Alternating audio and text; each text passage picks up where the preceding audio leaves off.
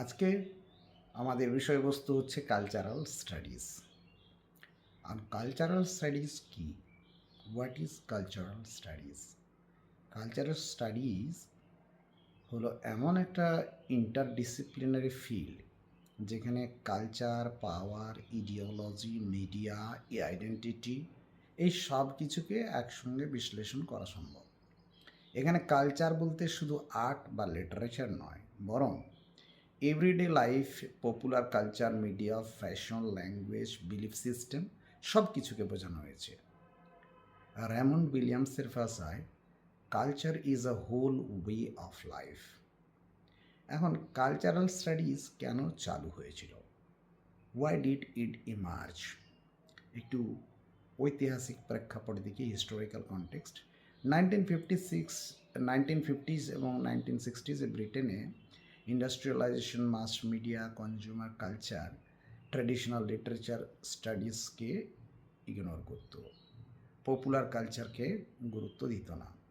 এর মূল কারণ হাই কালচার ভার্সেস লো কালচারের ভেদাভেদ ভাঙা, কালচারের ভেতরে পাওয়ার এবং ডোমিনেশন কিভাবে কাজ করে তা বোঝার চেষ্টা করা, মিডিয়া কিভাবে মানুষকে ইনফ্লুয়েন্স করে তার অ্যানালিসিস। এর রেজাল্ট অনুসারে বার্মিংহাম স্কুল বা CCCS, centre for contemporary cultural স্টাডিজে গড়ে ওঠে। কালচার স্টাডিজদের প্রধান ধারণাটা হচ্ছে culture as power. Culture is not neutral, it is site of power struggle. সংস্কৃতির মাধ্যমে ডমিনেন্স তৈরি হয়, যেমন অ্যাডভার্টাইজমেন্টসে beauty standard, body image pressure etcetera.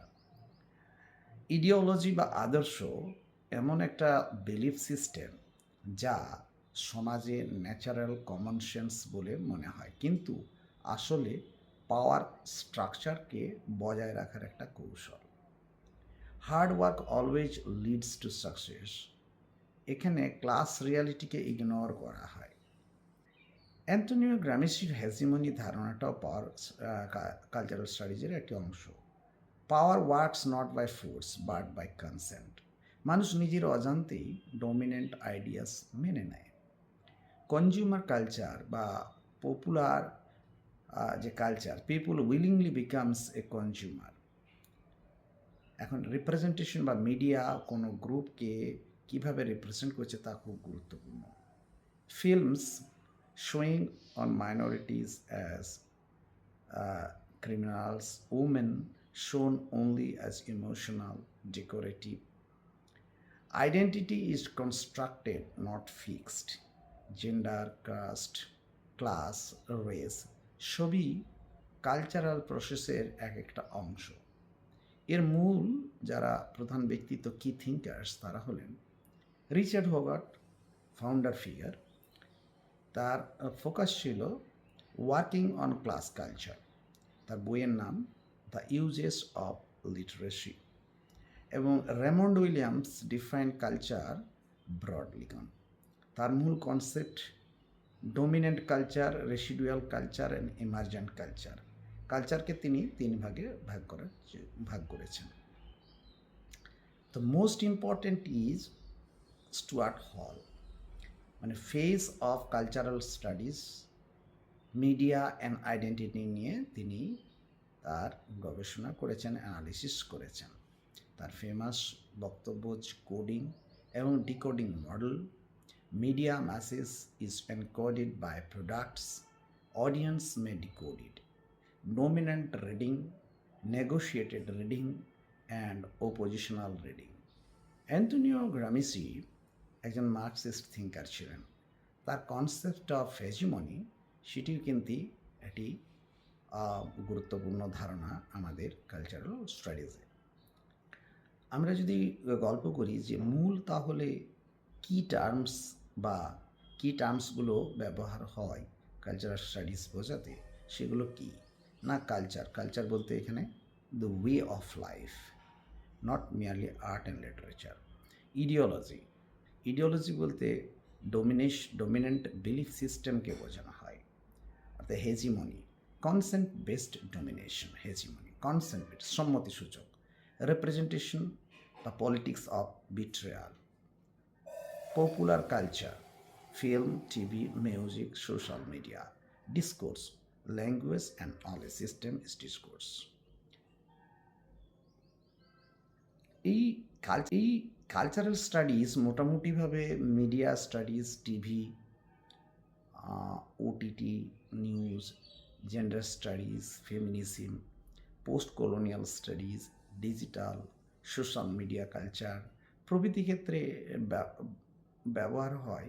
ফলে আজকের দিনে এই আলোচনা কিন্তু কম গুরুত্বপূর্ণ নয়। তবে এর কিছু ত্রুটি আছে।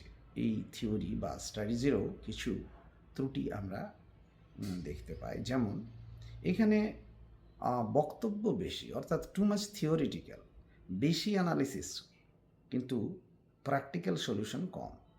আর 2 নম্বর হচ্ছে অফেন লেফট লিভিং, অর্থাৎ বামপন্থী ধারণার সঙ্গে তাদের আদর্শগত মিল বেশি। ইকোনমিক্স ওপেন ডিসকাসড অ্যাবস্ট্রাক্টলি, এই কারণেই আর কি। তাছাড়া কিছু অস্পষ্টতা আছে in their methodology. Clear research method সবসময় এদের থাকে না, ফলে আমাদের ঠিকমতো অ্যানালিসিস করে সঠিক গোলে পৌঁছানো সম্ভব হয় না। কালচারকে সিরিয়াস একাডেমিক সাবজেক্টকে এরা তবে তুলে ধরতে পেরেছে। মার্জিনাল ভয়েসেস, অর্থাৎ সমাজের প্রান্তিক মানুষরা সামনে এসেছে। মিডিয়া লিটারেসি বাড়িয়েছে এবং পাওয়ার রিলেশনস বুঝতে সাহায্য করেছে। তাহলে কালচারাল স্টাডিজ একটি গুরুত্বপূর্ণ কনসেপ্ট, যাকে আমরা পড়তে পারি। আরও যদি পড়তে হয় আপনারা পড়তে পারেন স্টুয়ার্ট হলের রিপ্রেজেন্টেশনস বইটি, রেমন্ড উইলিয়ামসের কালচার অ্যান্ড সোসাইটি বইটি, রিচার্ড হোগার্টের দ্য ইউজ অফ লিটারেসি বইটি, John Storey's cultural theory and popular culture বইটি এবং ক্রিস বার্গারের cultural studies theory and practice. আপনারা শুনেছেন, বোঝার চেষ্টা করুন এবং যদি ভালো লাগে আমার পেজটিকে ফলো করুন। Thank you very much.